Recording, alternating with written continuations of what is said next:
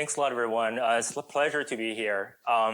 So at Duke University, I lead General Robotics Lab, and we're a very young lab. We're about less than 30 years old. So today, my goal is to convey a little bit about some of our present and long-term vision about how to build embodiment intelligence from the ground up. And along the way, I'll go with some of the examples we've been working on in the past 2 years. And some of this work hasn't been released yet, so hopefully we'll find them exciting. A great source of inspiration when we build general purpose machines or embodiment intelligent machines is to draw inspirations from nature, right? And the way we think about intelligence is that it doesn't really emerge everything as isolated component. It actually has to go through a developmental cycle. And just like we refer to Jim Page's cognitive development theory, children go through multiple different stages to develop their own intelligence, from seeing the world, perceiving the environment, to make a sense of their motor commands, their body, to simple logic reasoning, all the way to social intelligence, connecting with other agents, other humans, to complex reasoning, and even becoming a scientist to kind of discover the unknown in this environment. So today, I want to share a little bit about some of our thoughts. How do we draw inspirations from these interactions? And how do we think about building embodiment intelligence also from a developmental cycle? So this is the arc of embodied intelligence. So kind of the first step of how babies do is they will sense the environment, right? The first thing they were born is not to go through, talk to you, or they don't invent science, where they don't, become your partner, where they don't socially interact with you. The first thing when they were born is actually they start to sense the environment. They open their eyes.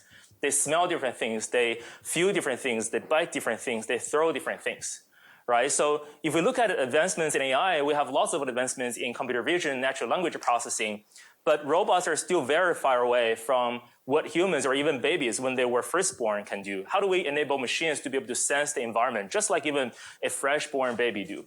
The second stage where they do is to make sense of their motor commands, right? And in fact, what they actually do is to enable this really key adaptation. And to me, it's kind of the holy grail of robotics is to look at how machines can adapt. And as I will argue later on, the key component, how we think about building adaptation capability into machines, is to have them to have a sense of self. No matter if it is about what they can and cannot do, how they can detect changes in environment, in different tasks, all the way to even sharing skills and knowledge with other machines or other humans. And of course, everything we build are for humans.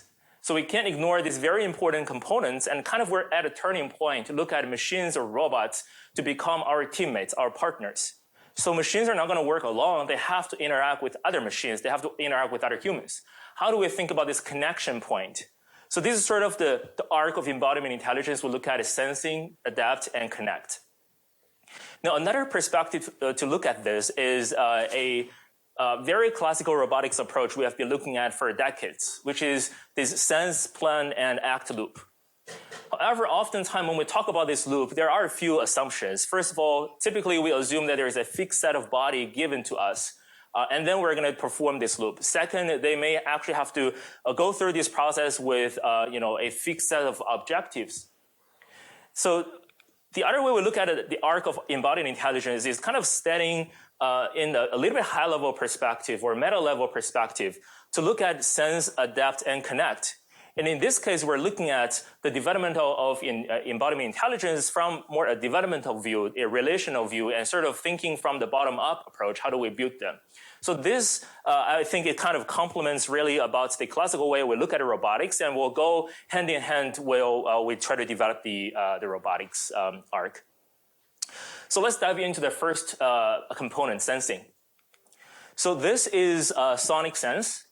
This is a robotic hand that does not use any other sensing capability except this contact vibration sensing. So what you see here are 4 contact microphones, the same microphones you use to record sound from a guitar. They are embedded in the fingertip of robot. Through interactions, for example, either by tapping an object in without using vision, or holding a container that somebody is pouring water in that, or you're pouring water into some other containers, you're shaking things around, or even have a container that has different number of dices or size of dices, the robot will make sense of the world by simply going through these vibration signals they collect. So some of the simple examples you can see here are robots can simply recording the sound from their fingertip vibrations. You can tell how many number of dices do you have in the container, even how many number of edges this different dice has, right? And we're not even running any sophisticated, yeah. What is the horizontal and vertical axes on this plot? It's the T-SNE embedding that we kind of go from the high-dimensional acoustic signal to low-dimensional 2D vector. So it's like two-dimensional latent vector, right? So you can see actually before we do any complex machine learning, they already give you a very nice cluster to tell you how much amount of water do you have in there, or how many number of edges do you have in the dice. So the next thing we do is, of course, we want to do more fine-grained perception of the objects. So here are 83 different objects with different kind of materials. We scan them and label the material composition per pixel. And this is also some sort of like larger scale data set that you have lots of objects with even multiple materials on the same type of object. And of course, the first thing is that when you are tapping this object with different fingertips, you can tell in each of the finger, when you tap it, what is the material composition of that portion of that object.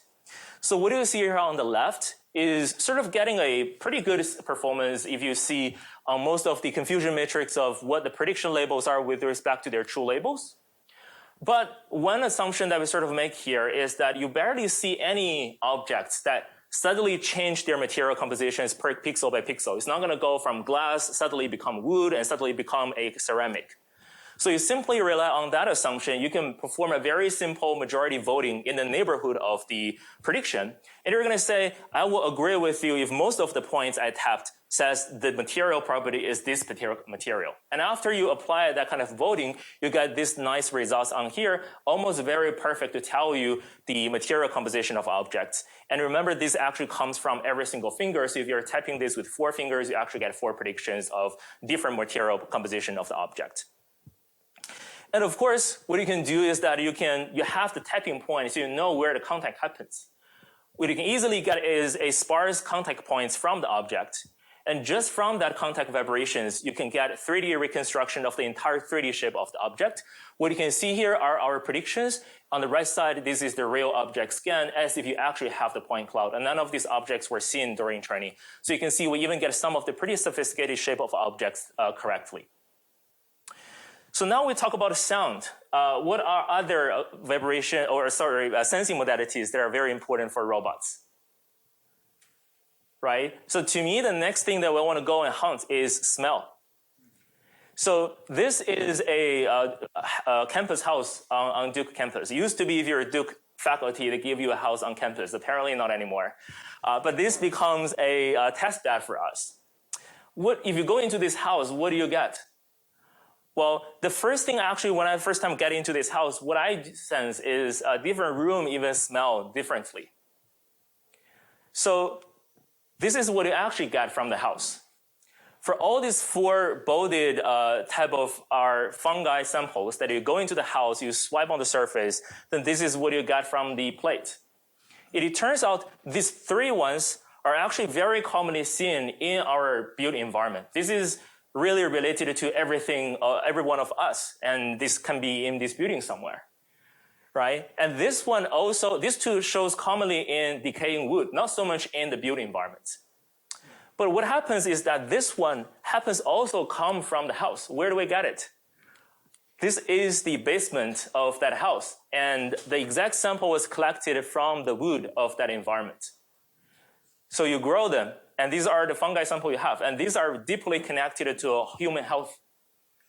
And we still have very, very limited knowledge about all these biomicron kind of living in our environment or in our body. How robots can help? Well, a majority of methods that kind of people use, right? We're apparently not the first one to look at this from a smell perspective. There's lots of study looking at microscope imaging, DNA sequencing, eNOS.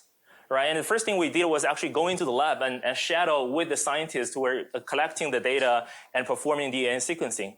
First of all, this whole process takes about days, sometimes weeks, and you have lots of failure in between. So these are the graduate students actually running the experiments, and they fail many, many times. And eNOS are similar that you have to buy something very, very expensive. Typically thousands of dollars per sensor or tens of thousands of dollars are very commonly used SIM price in the market. So although these are somewhat very precise techniques, if you get them right, or if you have enough budget to get it right, you will wait enough time and you will know, okay, what this kind of fungi species are, right? But we don't want to do that. From my perspective, this is a perfect machine learning problem. Why is that? It turns out the reason why we can smell this fungi is because they emit something called VOC, the volatile organic compound. So these are the things that actually have lots of very cheap sensors online. You can easily buy and they kind of arrive at your door next day. Each one of those is one of these VOC sensor. The issue is that each of these VOC sensor, none of them tell you, okay, what the species of this particular fungus are. What they do is they give you a range of gases they can sense, a range of VOCs, right? But here's the thing. If you put all of them together, right? Machine learning researchers, we love to put a lot of things together in parallel. You actually see when you put them right in front of all these fungi samples, actually the first thing we do is with mushrooms. You see very clear, distinct signatures when the sensor get close to each of these samples. You can even eyeball it and see, okay, there is a big difference from this sensor to another sensor. And they're very cheap. What you see here is we call it Sensory as a project we kind of try to release in the next month or two, is that we put all the 6 sensors together plus humidity and temperature sensors, so 8-channel data that humans can't really interpret. It's very, very noisy. And we put this customized PCB board together. It's only cost less than $100, including all the sensor manufacturing per board. So the next thing we do is then you can put lots of these sensors together. So this is the air chamfer we built in the lab that has 6 of these sensors in the air chamfer. You have an exhausted fan that control the airflow because apparently smell needs to control the airflow to collect high quality data. In the middle, this is a robotic arm that automatically hold a fungi plates and kind of move around in the environment. Then you automatically collect the data while you're training the model. So what you get eventually is that not only you can use this platform to collect the data as if you have a distributed sensor array, so you can have almost 50 channels coming in all together in real time to train a machine learning model to detect what's in there in the built environments, even which direction this particular fungus shows up. You can even use this as a way to collect data as if you only have one array, but you do some simple orientations and translations. You would use this augment data to train many such data sets, and it's actually very fast for you to collect that.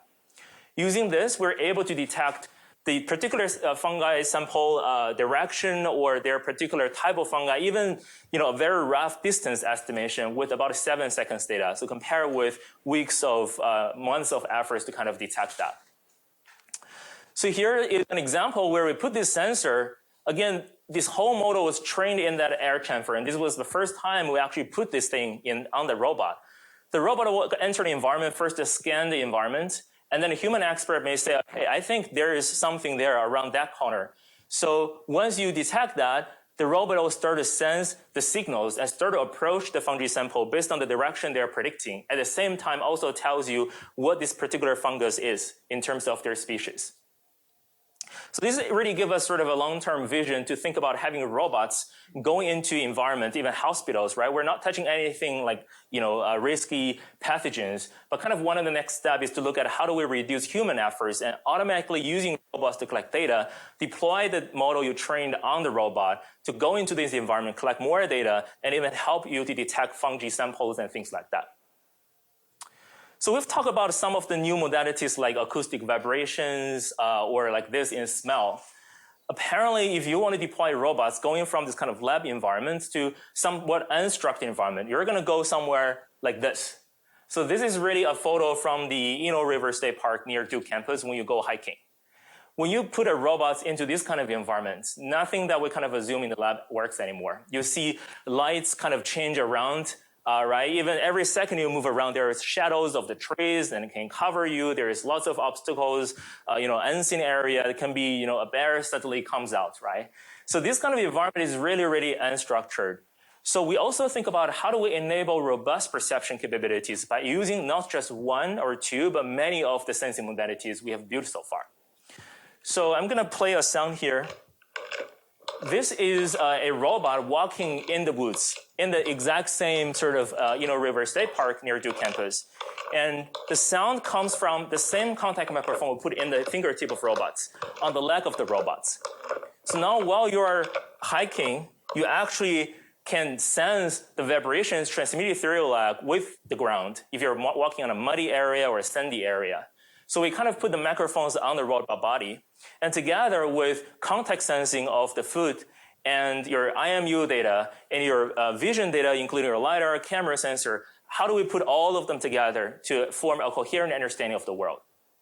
So this is kind of a map that you typically see if you only use vision. That tells you nice colors and semantics of the scene, but it doesn't really tell you something else that robots need to use. For example, the dynamics of the environment, how safe it is, how can I traverse the environment with a best energy saving strategy. So this is what the robots look like, right? You actually see these are the same contact microphones. Again, $15, you get it on Amazon, you get a set. Vision sensors, IMU data, joint angles, foot contact battery sensing, all of that. So basically, the student goes into the same park and you start to collect a large-scale data set that really try to go very diverse range of terrains. So these are some of the diverse range of terrains you collect. And one thing we think about here is how do we go beyond simply sensing the semantics? Semantics is really important for us, right? But when you deploy robots into environments like this, you also want to know something more about the dynamics of the terrain and how you can move your body in this challenging environment. So the idea is that going beyond, typically if we know the semantics of the environment, if I see a high vegetation area, the robot will stop right in front of it, right? But it's actually not always the case. If it is just soft grass, but it turns out it's pretty tall, I should be able to go forward. So we designed this something we call a continuous traversability score. What it does simply is to measure the deviation from your current body status with respect to a steady pose that you kind of pre-measured. And you're using all this tactile data that tells you how far you're deviating from that stable pose, and that give you a score of how stable your body or how close you were to that stable pose. So now we convert this problem into, instead of a binary or multi-class classification, into a regression problem. Now you can tell a continuous score how you traverse and move around an environment. Now, when we train a perception model for the robot, we not only want to know information about the scene, we actually want the robot or the model to answer questions. For example, if you care, how far am I from a particular 3D object? I want to know the 3D location. If I'm sitting in front of the environment, I want to know if I want to go from point A to point B, how can I plan my path so that I will save my energy, or this is a safer path, or if this is high vegetation that I typically will stop, but if I put my foot on the ground, I should be able to sense that this actually is a soft grass as I used to sense. Can I still go through that instead of stopping in front of it? Or can I tell you, okay, what are the nearest objects, close to the tree that I'm looking at? So can we train a model that can answer all these questions? And the idea is instead of training an explicit model that given all this perception information to tell me everything about the environment, we use this idea of implicit neural representation, where you still take in all these perceptual signals, but then you ask one point, XYZ location in the 3D space, about what's the information at that XYZ location, given what I'm seeing now. Can you tell me at that location how far away I am from that object, how confident you are, what is the color, what is the semantic meaning, and what is that continuous traversability score? And with that information, you can do all kinds of motion planning that you used to do, right, using all this information you need. So here are some examples. As you can see that on the top is the ground truth of the LiDAR 3D scan, and this is the prediction of our 3D LiDAR scan. This is a semantic prediction, and this is sort of the semantic prediction from our model. And it turns out you can't remove them, right? You may think, okay, I already have color information from a LiDAR input. What if I just remove that from the output? I don't ask the model to output that. It turns out asking the model to predict all this information together with the information you're interested in know, like the dynamics of the environment, help you to predict that information more accurately. So if you take one message from this table, is that when you put all of this input and all of this output together, you get the best performance. So that kind of suggests you need lots of modalities coming in and also coming out from the model to really learn a robust perception system. So here are some real world experiments. You can see if we simply use the elevation map to tell where I should go, the robot will simply go like this way, right? But it's not very safe here. Now, in this case, I can actually predict that these textures are all actually similar on the sandy area. So I should be able to go there. And now in this case, I can go through the high vegetation area. If you just use the height map of the environment, you would just stop in front of it. All right, so going back to the arc, what about adaptation? We kind of sense a lot of information. How do we make sense of the information we're seeing or perceiving in the environment? And how do we really adapt through different environments to have some sort of true adaptation? Now imagine that you're walking into this room I'm showing here, right? None of us has walked in this particular room. I don't even know where this is, right? Many of you probably have never walked into this building. You have no problem of imagine yourself walking in this room. You can almost imagine putting yourself in the room and walk around. And what if you're here in New York City and try to, skating? A lot of you don't know how to do it. A lot of you know how to do it. And when you don't know how to do it, you know that you're not going to go there directly without anybody surrounding you. You can almost picture yourself to be there, right? And we don't even need to practice going there. Or if you tap the ground a little bit, you will know, okay, there's something different. Or this is similar to some prior experience I've seen. What is the reason? The reason is actually you have a sense of yourself. You do not need to relearn about your body, your own capability. You know what you can and cannot do. You know what yourself is going to look like if you walk into different terrain. So when you go to a new environment, you do not need to collect data and relearn about your own body together with the task you have at hand. So this is where I would argue that you need a sense of self that actually capture the body information so that you can focus on what's changed in environments. You can focus on even how to share your knowledge with other robots. So what I mean by that, if you think about how humans learn this, humans kind of imagine themselves to be in a 3D location. Before you go on to an important event, you may actually practice your smell, go onto the stage, and look into the mirror. And this is exactly how we teach robots to do that. What I'm showing here is a robot arm moving randomly. This is kind of a process called motor babbling, and it's very similar to how babies kind of move their arm and limbs before they can even talk, right? And you have 5 cameras kind of capturing the robot. Every time when you randomly move your arm, we capture a point cloud of the robot, and then you try again. Kind of like you go in there, turn on the computer, you capture lots of your own images by moving randomly. And it turns out just with that data, you have everything you need to learn your own body morphology. This robot only knows that it has 4 motors and the values of these 4 motors, like 20 degree, 30 degree, 180 degree, and 60 degree, right? It doesn't really know how thick your limbs are. It doesn't really know how your motors are connected. What's the length of the limb? It doesn't know if there is a cable around it. It doesn't know anything of that. It just captures images by moving randomly. So using that is enough for you to train this self model, which is kind of like similar to this implicit neural representation approach I talked about earlier in weld fusion, where you take in these 4 numbers of your joint angles, and then you also take in a XYZ location around your body. What you're going to ask yourself is that if my body is going to move in this type of motor configuration, will my body occupy that XYZ space or not? Or if you know sign distance function, right, we're actually asking, instead of binary occupancy, we ask you, if my body is going to move in this way, how far away my body will be in terms of that XYZ point? Am I going to occupy in this space? If not, how far away I'm from that? So if you actually think about what we're doing here, we're actually just learning their contact points, or whether there's going to be a collision or not. And this turns out to be the most important information, and a lot of times the only information you need to do motion planning, right? No matter if you're going to contact a certain object with a certain part of your body, not always the any factor, or you want to reach to some object, but at the same time you want to avoid some object with the other parts of your body. You sort of need this XYZ. You can traverse through the entire 3D space of your body and outside of your body to learn all this occupancy. And this is before how you move your body. So what I'm showing here are examples of robots kind of predicting what itself looks like.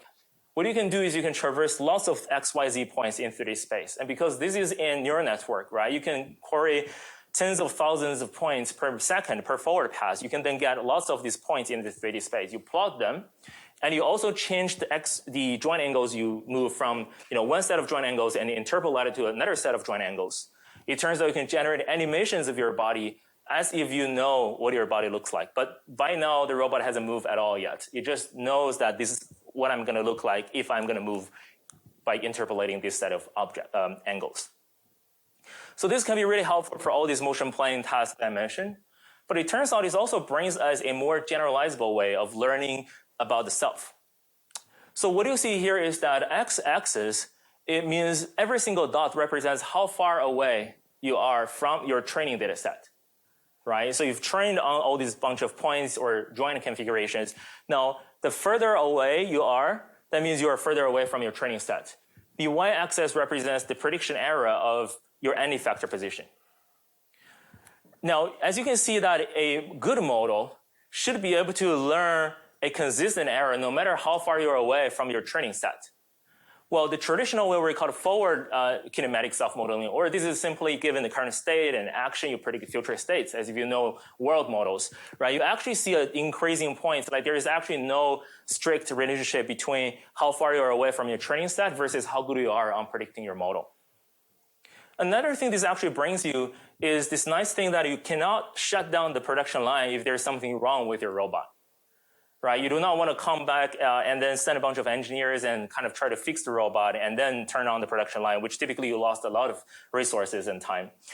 So in these cases, because this whole neural network itself is the body of the robot, so it's differentiable. What you can do is that you can compare with what you think yourself looks like using that model versus what you actually looks like by just having a couple of other robots taking photos of you. And with about 50 examples, we can tell you that there's something wrong. So what I did when I was running this experiment was cutting the cable of the second end effector motor to the end effector or extending the body a little bit. It not only can tell you something wrong, but with 50 examples, with propagation of the model, we can tell you what was wrong. Maybe the motor was wrong or there's nothing wrong with the motors, there's just some part of my body has been changed. And ever since then, around 2022, there's been a lot of work that either myself or other collaborators has been extending this. For example, controlling robots that can take a first quarter of a second of a human facial expression and predict what final facial expressions you're going to make. And I'll co-make that expression with you. So you don't actually feel a delay between the human-robot interaction. And this robot is very sophisticated, right? There is like 20 plus motors behind it and dragging nylon cords to change the silicon surface of the face. There is really hard ways to sort of simulate robots like this. You can use this method to build a robot for itself. And moreover, you can have robots kind of really look into the mirror. There's only one camera instead of 5 cameras, or lately a new work we have been doing is kind of use one single first-person camera with a legged robot going beyond the manipulator. So like I promised, that one thing that you can do is not just learning the skill by yourself, but also learning the skill how you can share a skill with other robots. So imagine that you have one robot that learns one task, and another robot learns another task. Right? Despite these two robots may not have the same body morphology or kinematics, how can you enable this robot to learn the task that's been learned by the other robot? Right? Imagine you purchase a new robot, but you see some other people's robots really build a skill you want. How can you actually go to the app and download that software to your robot, and suddenly you will learn that skill, right? That's kind of the big dream that kind of we're trying to pursue here. And we call this paradigm as policy stitching. It's really kind of you take part of the policy from another robot and stitch it with your robot. So what do we need? There are two things we need to do. The first thing, obviously, is we need to decouple what's relevant from your body to what's relevant to the task. For example, if I simply try to lift this bottle, right, the physics of lifting the bottle in terms of how much force I need to lift it up, how I need to balance it, is not related to how my body looks like, right? The physics about lifting that object is there. It should be the same no matter what robots I'm going to use. So the first thing you do, okay, is I'm going to take a typical, this is a model-free reinforced learning policy, right? You take a reinforced learning policy, kind of thinking these as an encoder and decoder, right? In the encoder, you're taking only task-related observation, for example, object positions and velocities. And then the robot module will be sort of the decoder that takes in the embedding from the task module but then only the robot observation. And of course, this is not strictly decoupled, right? So there are something that is still propagating through this, but you kind of get the idea that the first one has never seen any robot-related information. And then you basically ask the decoder to generate an action. This is like you have two neural networks. You have another model that has the encoder and decoder, right? And you would think, okay, it would be nice if I just swap the task-related module from the other robot with the task-related module of my robot so that I will learn whatever that robot learns on the task, right? And then this is what you get from there. Just swap the encoder. And will that work? Well, this is an example of a robot. These are two same robot, but this robot has a whole link being completely locked. And this one was learning to push an object on a normal surface. This one was learning to push an object on a very slippery, icy surface. And what we do is simply just bring the task encoder from the other robot and switch them. And this is what you get.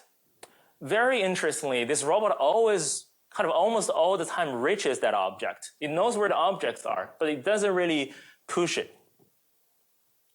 So why this is the case? Why it doesn't really learn anything, but it still sort of go there? If we take a very simple case, now instead of saying I'm going to push you to any direction, I just want you to push this to 4 directions, left, right, forward, backward, 4 directions. And we take sort of the embedding from that task module, the latent features, and we visualize them here. This is the embedding space from the first task module. This is the embedding space of the second module. The color denotes their sort of left to right, back and forward, 4 directions. What you actually see is that, of course, when you swap this thing and put that into the decoder of this model, it doesn't understand what they're talking. This is like two humans are speaking 2 different languages. Of course, we don't understand each other. But very interestingly is that there is if you look closer, if you rotate this a little bit to that direction, right, these two things actually align pretty well in the 3D space. So it turns out if you do lots of this visualization, you will find that they sort of fulfill this approximate isomorphic transformation. You can scale them, you can rotate them, you can sort of translate them a little bit. And then what you get eventually is that they will speak the same language, right? But how do we rotate them? We don't really know these two things beforehand. This is like when you train the two policies and then you observe this. How can we enforce them that they sort of encode this information in the same coordinate system?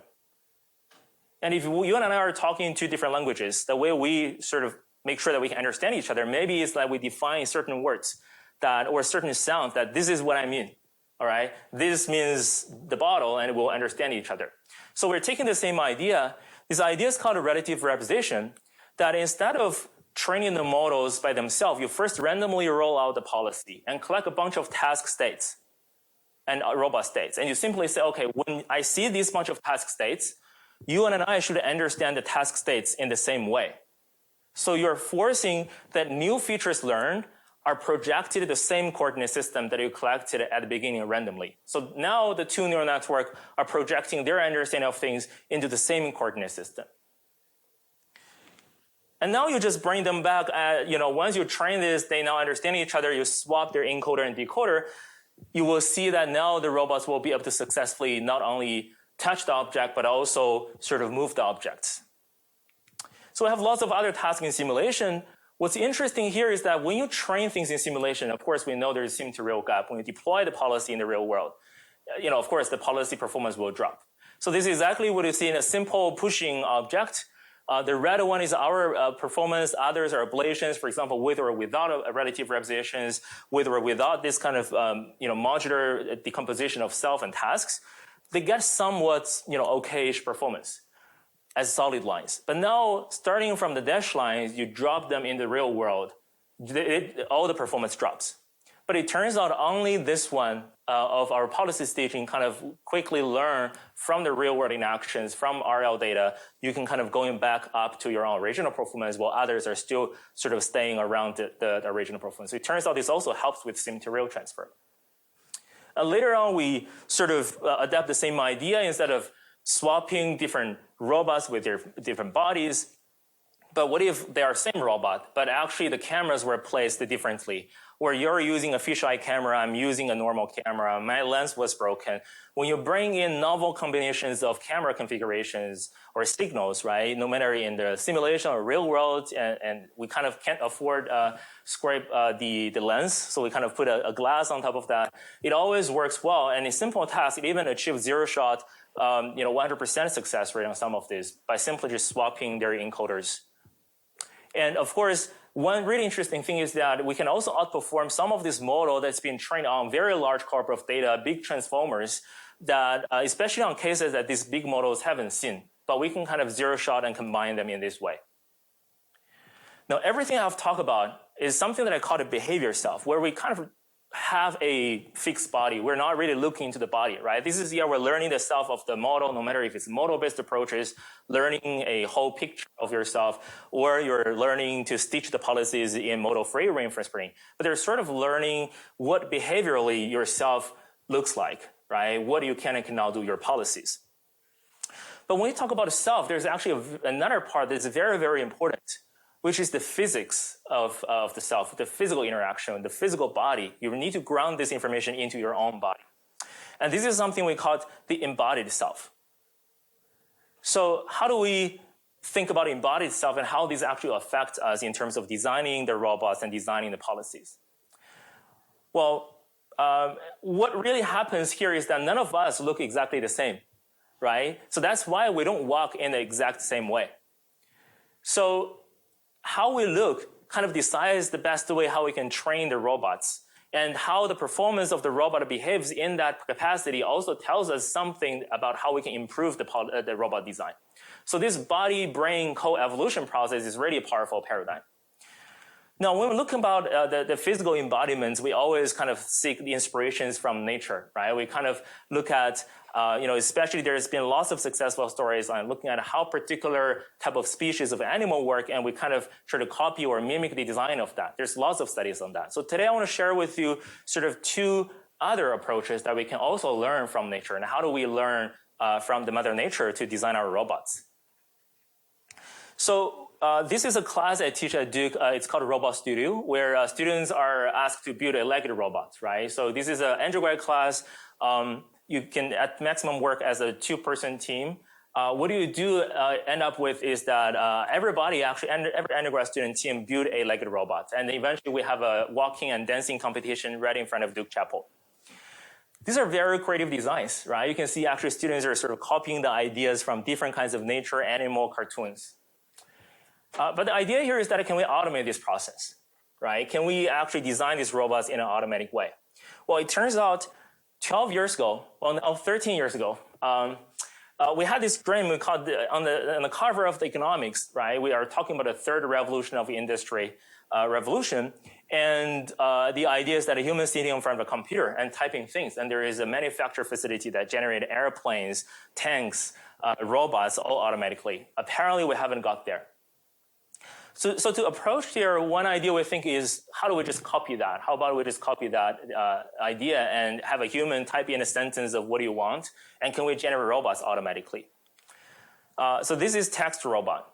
So what it does is that it enables you to have a single human typing in what do you want the robot to look like and what do you want a robot to do. For example, you want a robot to look like a frog, but run as fast as possible. Or you want a robot to look like a shoe, but conserve your energy. So the idea is then you can bring in the text, and we have these amazing generative models that can give in text and generate 3D meshes.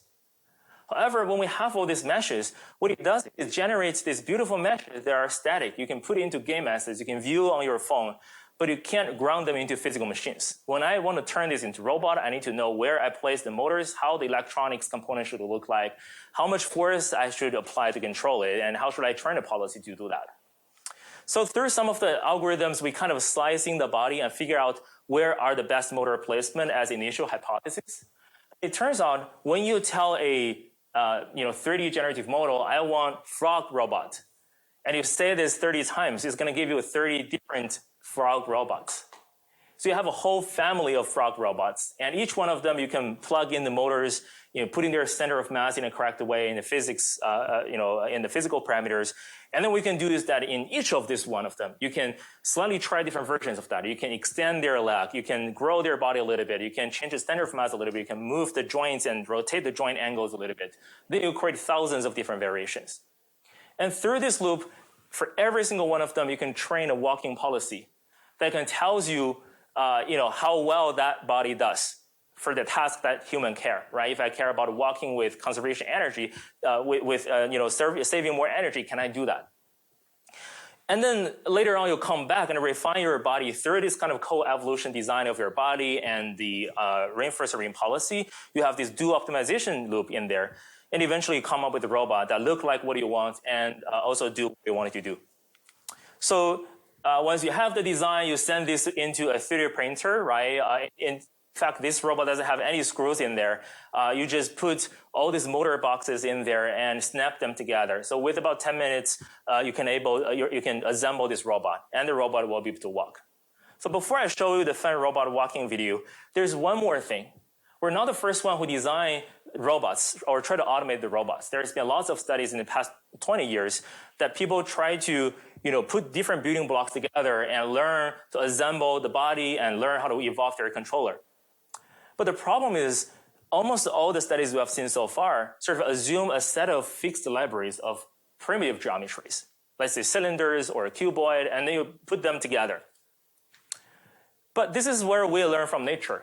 The generative models has a very strong prior about how sort of natural animals look like. If they look like a frog, right, you can actually generate a robot like this that it's much better than randomly trying things. So here is a plot that shows 200 robots generated before we even train them, before we evolve them. We simply take the initial design of randomly combination of primitives, and our robots randomly generated from the 3D model. You don't evolve them or do anything with them. You just train a walking policy. You see how good they can do. It turns out the model you get from the generative models suddenly gives you a much better walking performance than any of others that if you randomly combine them. So it's a much, much better starting point. So here's a video that shows even at the beginning, before we evolve the body or the controller, the robot already walks pretty well. And over time, it's going to start to increase the performance, both evolving its body and the control. And the good thing is that this scale. So if you put more number of species instead of just frog, right? I want shoe, I want a bread, I want a cheetah. You combine all these cool words together, you actually get better performance robots. So this is what the robots look like if you actually deploy the robots in there. You have some here. The robot will sort of walk forward, and you actually see if you are optimizing for speed, the robot will generate longer legs. If you optimize for energy, the robot legs will be shorter, and you have a slightly shorter body like this one. And then you can also try, even the small part design that takes humans, weeks to months of efforts to figure out is what the food, the shape of the food I should design. And if you put them into different terrain, you actually have robots that figure out different type of food shape are very good at different type of terrain. So that's the first idea. The second idea, if I ask a question to all of you, is that if we try to learn from nature, if there is only one principle we can pick that is shared among all of, or almost anything that we see on nature existing things, what is that principle? Like what is shared, if there's only one principle that kind of shared among all of that? Exactly. Symmetry, right? You barely see anything that kind of naturally existing things, including the seed of the plants, the shape of the wing of animals, the like cell and virus, right? They're all symmetric. So instead of taking one species and we copy that, can we think about what is the meta concept that is governing all of that design principles of nature existing things and push that to the extreme to the robot? So this is the Argus bot, where you have 20 legs around the entire robot. You can control them independently. And on top of each of the food, you also have a camera. So it's not symmetric just in the mechanical body of that, but also symmetric on the perception level of that. So this is what it looks like when you completely shrink all the legs back. You almost got a sort of a perfect 360 view of the world. And then this is when you completely stretch the body up, and this is what it looks like. What does it bring? We simply don't know if we push symmetry into extreme machine design, what this machine can do, what benefits do we get. It turns out we can do lots of things. You can disable, every leg here has a 10% chance to be disabled while it's walking. So you can disable certain legs and still walk without a problem. You can walk on a rough terrain. Even none of these requires vision. You can carry an object that affects your body balance and still be able to walk. You can throw the object or perturb the object, and the robot will steadily learn to stabilize itself because of this redundancy in its body design. You can walk on a plane terrain. You can climb between walls under Mars and moon gravity. You can use the vision to sort of push an object to a target position or keep track of objects that is going to move in different directions. So this is what it looks like when it's walking. So again, this is the work that we're aiming to release in the next month or so. So we're going to show you some of the cool videos that we recently filmed from this robot. And everything was trained with reinforcement learning and simulation directly deployed in the real world. Now, this one was, we're commanding the robot to track a velocity of 80 centimeters per second and going back and forth in the lab. And this is a video where we filmed right in front of Duke Chapel and kind of showing that the same policy trained on flat terrain can sort of walk already in front of the grass. And of course, we're looking at some other things like humanoid design. This is Duke Humanoid, a completely open design here that you can add and modify components on that. One unique thing we do here is that we also train a reinforcement policy to learn how humans walk by using the passive dynamics. Training a reinforcement policy to selectively shut down certain motors. So while you're walking, your legs are also swaying together with it. All right, in the end, I'm going to spend a very, very brief time to touch on how we think about robots being able to connect with other humans and this idea of a human-AI teaming. What you see here is going beyond how a single robot functions, but we want to think about how humans will react when they team up with many different AI agents versus even how we enable a team of AI agents with humans. This is Crew, a complete open source platform that you can home not just 2 agents, 5 agents, 10 agents, but hundreds to thousands of human AI agents all at the same time together online. And this is my students playing a game of hide and seek with each other. Well, there are AI agents playing hider and seekers in the backscene as well. You can see at the bottom of the display, there are eye tracking devices in real time reading human eye tracking and putting the EEG headsets to understand how human brain actually functions when they team up with AI. Another sort of work we did using the same platform last year was kind of designing a reinforcement learning algorithm that can in real time, while the agent is learning, human is providing feedback, simply telling the agents, I think you're doing a good job or a bad job, and moving their mouse over up and down in a smooth curve. And then the agents will learn to take in real-time feedback, about 10 minutes human feedback, to learn to ground that feedback into individualized controllers. And it works on real robot. So what you see here is an example of a team of hider robots are green, seeker robots are red, where hider robots runs faster and they know exactly the map look like. So the seeker robots has to collaborate to catch the hider. So what we do here is instead of having a reinforcement being trained billions of examples, and we hope that it will learn collaboration, because we don't know how to teach collaboration to machines by writing down a mathematical formula. You can also hire a group of experts that each one of them know how to collaborate, and they will collaborate and give you the demo. Here we're leveraging one single human.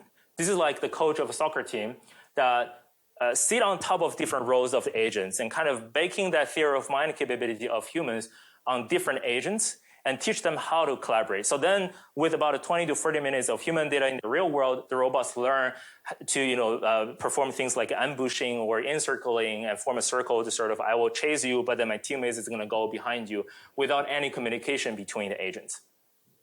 And we're working on something that is even more exciting, that scale this capability to things like, using large language models. But what is going to happen now? You have thousands of agents that try to solve something that has real world applications, for example, wildfire responses, that you're going to have many different agents types that have bulldozers, drones, helicopters, firefighters, civilians, that all have different functionalities and different capabilities, different perception capabilities.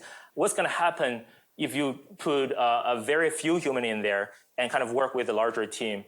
So this is going to be a work we're going to release soon as a first step of benchmark to sort of challenging the state-of-the-art agentic framework on working with lots of agents in a heterogeneous manner. So going back to this is sort of the long-term vision, our really lab at the beginning to sort of try to pursue in the long term, to go into the arc of embodied intelligence. We think, how do you build agents that will sense the environments, that will adapt on their body and their controller, eventually connect themselves with other robots and other humans. So there's one last slide sort of as a prediction or as a hope that I would think the robots will lead us to. I would say robots will be able to sense the environment through a variety of sensing capability of modalities. Robots will be able to figure out the best way to design their own body instead of we coming in and design them. And robots will be able to figure out the best policy for them to adapt to different environments, adapt to their even new body configurations. And eventually robots is going to be able to team up with other agents and AI agents, and even doing our job to accelerate scientific discovery. So I don't have time to go over some of the last ones, but we do have some exciting work that kind of looking at a video recording of complex dynamical systems and how these technologies we have learned from robotics and AI will help us uncover some of the fundamental governing laws of this unknown phenomena. And sort of the strategy we're using to educate our students in the lab, or sort of everyone strives to equip themselves for, is to prepare for this future and to really follow this paradigm of the arc of embodiment intelligence, and then really taking this full stack mindset that kind of looking at the body and the brain and the humans as a close coupled loop that we kind of closely interact with each other. Thank you.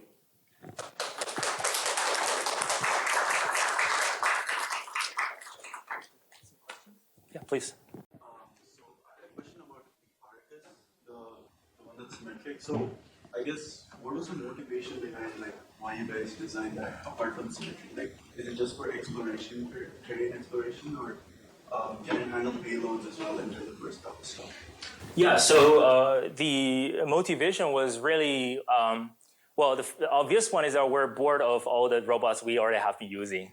We want to try something like crazy design that is not so close to us, but sort of the real motivation was really thinking not copy designs from particular species. And symmetry is the first principle we think that kind of shared among lots of things we see. And we want to push that to extreme in machine design. And it's kind of like a scientific exploration to tell us what's going to look like, what redundancy in the mechanical design will give us better on control policies, and what can we do with it and what we cannot do with it. So kind of we learn a lot of lessons along the way. And that's really the first step. We look at how we try to bake these fundamental principles in nature into machine design. And you can think about, there's many mathematical principles that kind of nature already teaches us about, but we're not necessarily building a particular robot that looks like a particular thing. Like, we already have lots of them, like quadrupeds are inspired by cheetah, dog, and we have humanoid inspired by humans, right? But what are the fundamental principles governing behind them, and what will happen, when we push them into extreme in machines? Thank you. Sure. What kind of camera you add for each of the balls? Good question. Camera or color camera? It's a time flight sensor. Also, it's a depth camera. Right. So you can see, and it's kind of a real challenge in engineering to synchronize all 20 of them together. And everything was running on board with the power and, real-time processing and delay in training the policy. So this is really kudos to the students, Justin and Boshi, kind of really try hard to figure everything out on that front. And everything is on board inside the middle ball? Yeah, I can actually... So there's no middle ball. yeah, so actually even how we distribute a payload was symmetric. So we actually try to make sure that how do I stop this here? Oh, so I believe the battery was here, and then the microcomputer is here. You see all of these cables are basically pulling towards as the motor and the camera. And this is the same motor we're using to do humanoid V2. So it's kind of a nice way to reuse the functions we already have. And the reason you use camouflage so that it's easier to force them to real. Yes, that's one major reason. The other reason is also it's just very hard to synchronize all 20 RGB cameras. I'm sure you already know from the robot arm project you have. I will give up on that. It's okay. Right. So one of the things that we tried things like 4x4 time of flight all the way to like 20x20 and really try all kinds of time of flight sensor. And we have to write a lot of low-level code actually to synchronize them. And eventually this was the sort of configuration that happens to work well. But if you don't need, one nice thing is that a lot of these tasks don't need a camera, right? So you can already do blind locomotion. Only when you need to track an object, you need it. Even climbing the wall, because this sort of redundancy in the mechanical design, we didn't really find a big difference in terms of having the vision or not by climbing between the wall. Actually, what are the tasks that you found is useful for animation? Was anything that you need external target, like push an object to a target, or sort of tracking an object when it's moving on different velocity and different directions. Yeah, thank you. Yes. So you mentioned that in the future you believe that robots will finally expect morphology based on task, right? Mm-hmm. But I can also argue I can have one morphology, let's say humanoid, and complete most of the tasks. Mm-hmm. So, like, how do you compare these different, like, concepts? Right. I think this is sort of a very good question. I think to me the answer is that I will not be happy to have all kinds of robots in my home to do all kinds of tasks for sure. So we're not here to explore, hey, this isn't just another robot, right? And then we're just going to sell you this robot and you have to use this for these 10 tasks you have at home. I think the way to think about this is that, to me, my bet is that the eventual form of robots we're going to have at home is not going to be humanoid robots. But humanoid robots, to me, is very much like what we do here as a scientific exploration that help us to understand lots of knowledge that will be transferred into the eventual form of robots. So to me, I'm not particular, even though we have humanoid, we are building humanoid, I'm not bounded towards that particular design as the fixed design. I think we're actually still in the infancy area to figure out what should be the best morphology for the robots. And maybe we don't have an answer of that. So in my lab, we're also exploring reconfigurable robots that actually change their morphology based on the tasks, right? So the answer would be, my belief is that we're still in sort of the beginning area to explore the morphology, and understanding some of these principles behind the mechanical design will help us a lot of efforts on designing better controllers. Maybe sometimes we don't need a very sophisticated controller that we can already handle a lot of these tasks. Thank you. Yeah, wait. I have a question about robot hardware design. Yeah. What should be the design objective? So for instance, for locomotion, it's pretty simple. You can procedurally generate a lot of like terrains and then ask it to track certain velocities. But I imagine for more complicated task specification, it's like not straightforward. Do I have to end up like setting up the entire simulator for a task in order to just optimize for that task? And how do you think about that like objective? Yeah, that's a very, very good question. So we debate a lot in the lab about how do we actually design a robot. And sort of we're converging hopefully to some of these things. For example, the humanoid robot was really one postdoc candidate in my lab with 4 undergrad students together. And they challenge me every day about, how do we actually design this? How do I know if the design is good or bad? And I don't want to learn about building a simulator of this particular task because the simulator doesn't support this particular observation. How should I go about that? So the way we think about this is actually, it's something that is very hard to conceptualize and actually, say, read a paper about it, is hardware, software co-design. So it's not a one-time loop that I design a hardware and then I'll train all possible policy I can do and I'll deploy it and then I'll call it a day.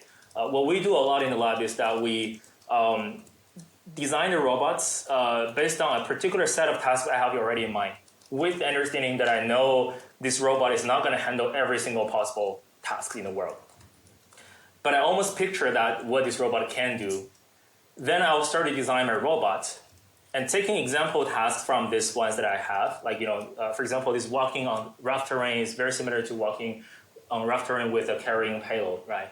I will design some of these simulations, then I'll already see if this design is good or bad. The second thing we do is after this, we start to transfer to the real world with simple mechanical design. We don't build these 20 motorized robots just from the ground up. We start with a single lab. We start to hit very hard, and I myself hold the robot and let it drag me and kind of feel the force. And then you compare the sim to real gap, which is kind of a lot of things you can do in simulation, but lots of things you can't really ground them into the physical world. And you actually may happen to find a lot of bugs in your simulator. Once you do that, you go back to this design. You already know what was the reason that your robot doesn't really match the performance you had in your mind.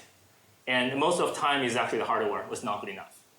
Right? And if you're buying a hardware, then that's it. You can't really do anything. If you're designing a hardware, then that's where you go back to this loop. Instead of trying to design a hardware again, redo the loop, you're trying to make minimum changes on the hardware so that you can make more representative tasks that happens. And lots of them basically go through about 3 to 5 loops. You already have a very good understanding of what this robot can and cannot do, and whether your design is good or bad. At the same time, you're going to try lots of hardware components, like lots of them simply don't work, as you expected, like, the camera thing that we spent almost a month to even explore what cameras we want to put on that. So that feels like what we are doing nowadays, right? Like as well as we're like going through this iteration cycle. Yeah. What is required for us to like type stuff on a computer and then have robots walk out? Yeah, so this is a very good question. I think on one side, this is sort of the real dream of the text robot is that we can use our language to guide the design, right? You can actually, humans are not very good at designing things directly, but even though you're not a mechanical engineer, you can tell whether this is a good design or a bad design very easily. And that's actually one of the applications we're looking at human AI teaming, is that humans are very bad at giving directions of executing particular tasks, especially when the tasks are becoming more and more complex. But we can easily say, okay, this is a good one, this is a bad one.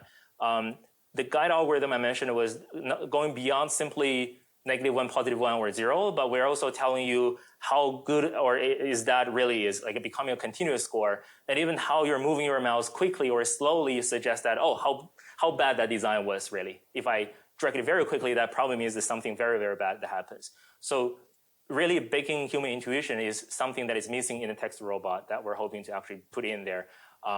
And of course, this is why we should continue training students to design robots, and so they have better and better intuitions baking into the loop.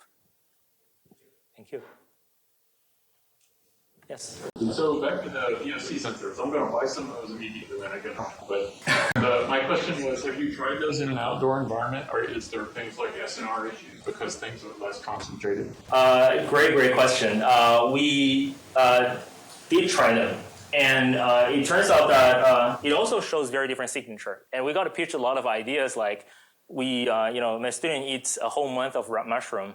And you can tell why, because we actually first started with mushroom instead of the fungi. And you actually sense different smell of the fungi, of the mushrooms. And, humans train particular type of animals for, hunting truffle.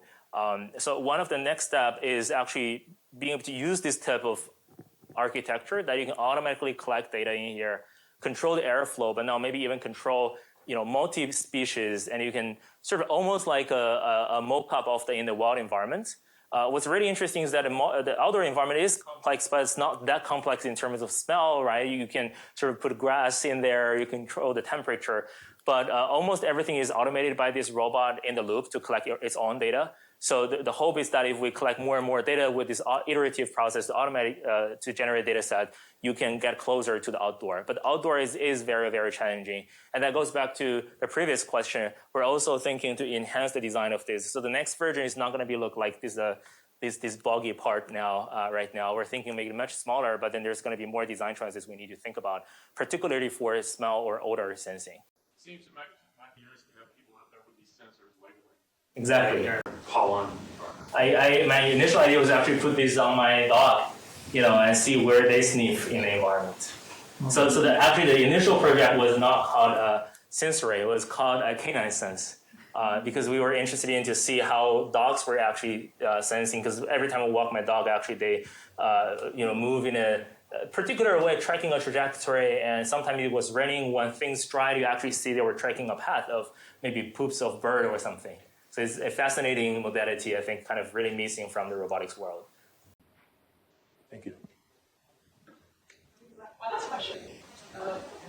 Okay. I just have a follow-up to the text to robot thing. So how do you make sure, like, how do you ground it to be like dynamically feasible? Is it something like you just let the model decide the parts that are moving and then you fit the dynamic model or whatever? Right. So there are sort of a few considerations. The first one is that we cheat a little bit by designing the motor boxes. So we know the motors we're going to use, and we know the battery we're going to use. Right, but lots of this design, if you only have the 3D mesh, you don't even know the center of mass of that. So because we know how we're going to print them, what kind of percentage of infill we're going to use, we will know a good idea of the mass distribution. And then you can add these physical parameters on the robot. So that will become, first step is much more realistic than a static hollow mesh, right? And the second thing you do is that you train them to walk in the physics simulator, right? So there you have the gravity, you have the friction, you can procedurally generate different kind of terrains. You can see how they walk, and you measure their velocity or cost of transportation and everything. Then using that score, you give feedback to the loop. What we're using here is something very simple. Is simple genetic algorithm. So you just basically select the best performing ones, and you swap certain body parts with other robots. You change your own body a little bit, and then gradually, this algorithm sort of guarantee that if you give it a long enough time, it's going to improve over and over time. And of course, this is why having a very good initialization, like borrowing this prior knowledge in this generative model from nature is much faster. So actually, it's the first time it's my first time to see a evolutionary algorithm that trains not from the bottom and kind of take a very long time to grow. It actually starts very high and then with very minimum design from that perspective. So sort of these two steps are very important. All right, thank you, everyone. All right.